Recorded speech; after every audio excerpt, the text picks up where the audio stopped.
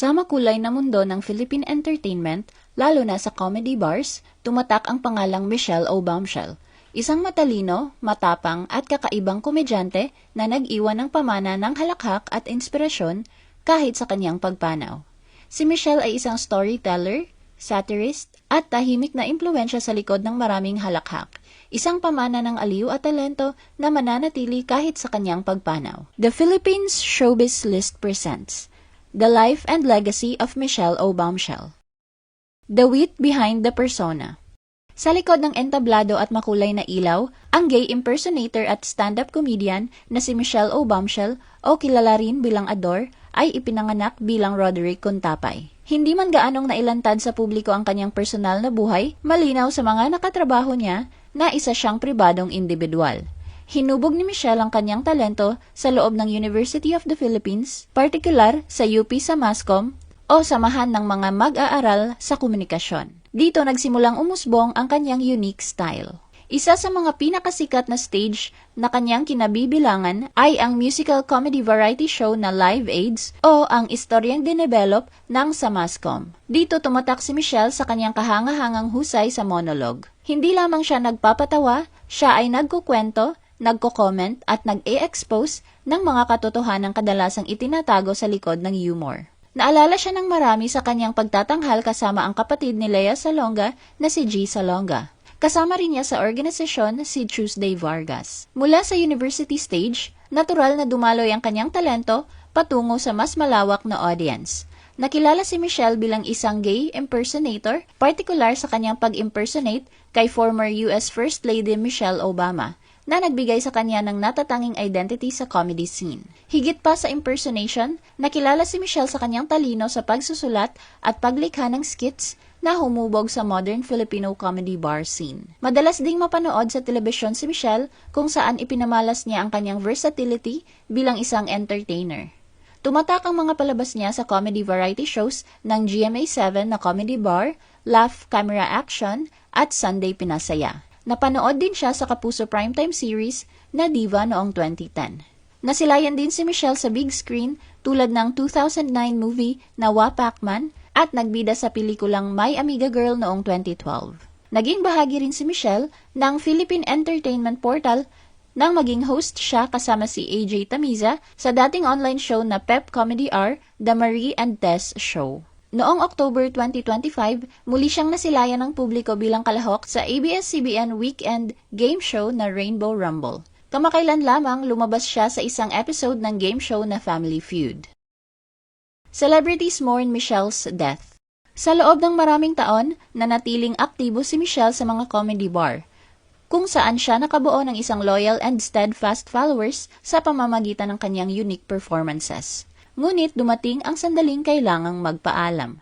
Nitong April 6, 2026, isang malungkot na balita ang sumalubong sa showbiz, ang pagpanaw ni Michelle. Ngunit wala pang inilabas na detalye kung ano ang sanhi ng kanyang pagkamatay.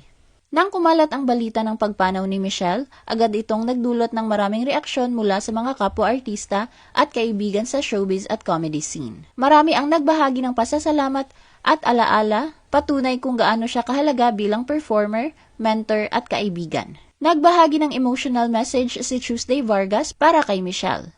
Ayon sa kanya, malaki ang naging papel ni Michelle sa kanyang buhay dahil ito ang nagturo sa kanyang magsulat at mag-perform. At isa rin sa mga unang naniwala sa kanyang talento. Nagkakilala sila noong pareho pa silang estudyante sa University of the Philippines. Ikwinento ni Tuesday na nagulat siya sa balita ng pagpanaw ni Michelle at hanggang ngayon ay hirap pa rin siyang tanggapin ito. Ngunit nagpapasalamat siya sa lahat ng aral at saya na iniwan nito bilang performer at kaibigan. Binalikan naman ng Sparkle artist na si Pepita Curtis ang mga nakaraang pag-uusap at karanasan niya kasama ang kanyang nay Michelle. Binahagi niya ang screenshot ng kanilang old chat conversation kung saan pinasalamatan niya ito bilang writer sa kanyang birthday concert noong 2024. Bukod sa pagiging mahusay na komedyante, pinuri rin ni Pepita ang likas na kabutihan at suporta ni Michelle sa mga mas batang artista na palaging handang tumulong at magbigay ng gabay sa kanila sa kabila ng sariling tagumpay. Ayon sa kanya, si Michelle ay hindi kailanman naging maramot sa pagbibigay ng suporta sa mga bagong artista, kahit noong nagsisimula pa lamang siya. Napabilib din siya sa bilis ng isip at husay ng komedyante sa pagbibigay ng punchlines at pagpapatawa. Ngunit sa kabila nito, nanatiling mapagkumbaba at walang arrogance si Michelle. Ibinahagi rin ni Pepita ang kanyang kaba at hiya sa pagsusulat ng ganitong mahabang post. Ngunit sinabing, minsan lamang ito gagawin bilang espesyal na pagbibigay-pugay kay Michelle. Binahagi ng kapwa-performer na si Atak Arana ang mahabang pagkakaibigan nila ni Michelle at ipinahayag ang kanyang paghanga sa husay at galing nito sa entablado. Ipinaliwanag niya na matagal na niyang nakilala si Michelle mula pa noong 1999 at marami sa kanilang kasamahan sa Comedy Family ang humahanga sa talino at bilis ng isip nito sa paggawa ng komedya. Naalala rin niya ang mga huling pag-uusap nila kung saan ramdam ang pagod ni Michelle ngunit nanatili pa rin itong masayahin at nakakatawa. Patunay ng dedikasyon nito sa kanyang sining. Sa pagtatapos, ipinaabot ni Atak ang kanyang pagdadalamhati, pagpapaalam at panalangin na magpahinga si Michelle sa piling ng Diyos at binigyang diin ang kawalan na iiwan niya sa kanilang komunidad. Sa kanyang Facebook kalakip ng mga larawan nila ni Michelle, ipinahayag ni Osang Sullivan ang kanyang malalim na pagdadalamhati. Sinabi niya na si Michelle ay isa sa kanyang mga paboritong kasama tuwing linggo sa comedy group na Clowns at naalala niya ang kanyang nakakatawa at nakakatuwang mga biro na laging nagpapasaya sa kanila. Ramdam niya ang biglaang kalungkutan sa pagkawala ni Michelle. Kaya naman hiningi niya na magpahinga na ito sa piling ng Diyos. Ipinahayag naman ni Joel Oliveira ang kanyang matinding kalungkutan sa pagpanaw ni Michelle na ayon sa kanya, ito ay isang napakabuting tao na laging sumusuporta sa kanya sa lahat ng aspeto ng kanyang buhay at karera. Bagamat may personal na hamon si Joel, pinagsisisihan niya na hindi niya nasamahan si Michelle hanggang sa huling sandali ng kanyang buhay. At nadarama niya ang bigat ng pagkawala na iyon. Gayunpaman, tiniyak niya na mananatili sa kanyang puso ang kabutihan at kabaitan ni Michelle. Ipinaliwanag din ni Joel ang kanilang pinagsamahan mula sa simula ng kanyang pangarap at kung paano palaging hinihikayat siya ni Michelle na ipagpatuloy ang laban kahit na hindi na niya lubos na nasunod sa huli.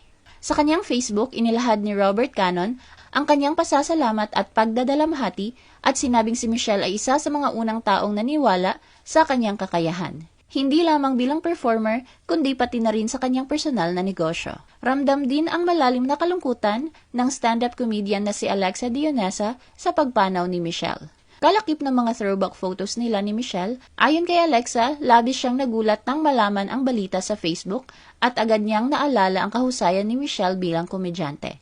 Ang talino, bilis ng isip at galing nito sa entablado na labis niyang hinangaan. Ayon kay Alexa, si Michelle, na tinawag niyang Ador, ay isa sa mga natatanging performer na patuloy na nagbibigay ng saya at inspirasyon sa kanilang industriya. Ipinahayag naman ni Marico Ledesma ang kanyang paghanga at kalungkutan sa pagpanaw ni Michelle, na isa sa pinakahinahangaan niya sa komedya. Naaalala niya ang mga nakakatawa at matatalinong biro ni Michelle at ipinahayag ang kanyang panalangin na magpahinga na siya ng payapa. Samantalang ang kapwa-performer na si AJ Tamiza ay sinabing para sa kanya ay parang kapatid na babae at hiniling niya na magpahinga na ito ng payapa. Kabilang din sa nagbigay-pugay kay Michelle si John Lapus na nag-iwan ng simpleng mensahe ng pagmamahal sa pagsasabing, "Nak Michelle O Bombshell, mahal ka ng mama." Si Andrew DeReal naman ay nagpaabot ng panalangin para sa kapayapaan ng kaluluwa ni Michelle at binigyang diin ang malalim na pagdadalamhati at pagkilala sa kanyang talento at presensya sa buhay ng mga nakasama niya sa industriya. Ano ang masasabi mo sa video na ito? Mag-like o mag-react at huwag mahiyang mag-comment. For our YouTube viewers, huwag kalimutan mag-subscribe at i-hit ang notification button. At para sa aming Facebook viewers, mag-like at follow sa aming Facebook page para updated ka sa mga showbiz chika. Thanks for watching!